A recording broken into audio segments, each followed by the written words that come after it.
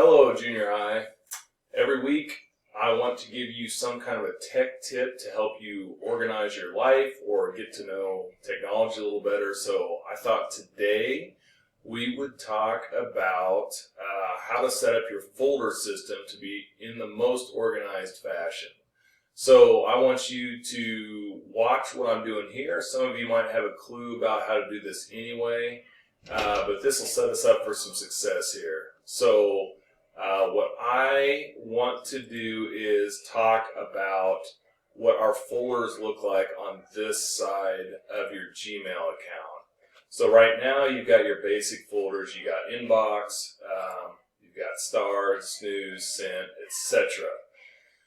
So everybody will have a little bit different organizational system, and you're going to do that in a little bit, but I thought maybe just to get your mind thinking about how it could work, we would start by creating a new folder.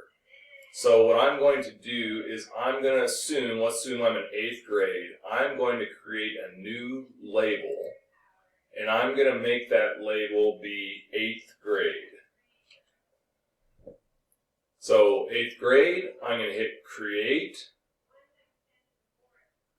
I need to move this over so you can see it. So you can see this, I'm going to hit create right here.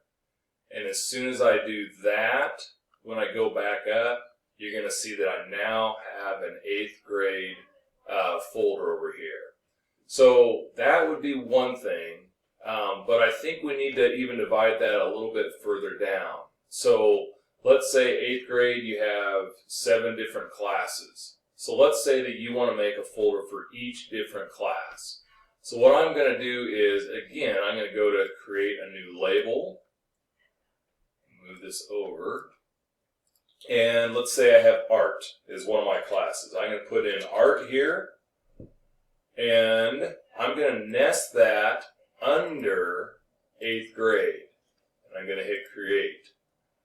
So if I go back over here and look at this, you'll now see that I have a subfolder titled art. Let's say I need to do math too. So I'm going to create a new label. I'm going to title it math. And you can see what I'm doing here. Same difference. And I'm going to nest that label again under 8th. You could continue to create more nesting even under art, but we're just going to create this under 8th. I'm going to hit create. And then again, you can see that it's creating these subfolders in the 8th grade. Now 7th graders, instead of 8th grade folder, obviously you'd have 7th.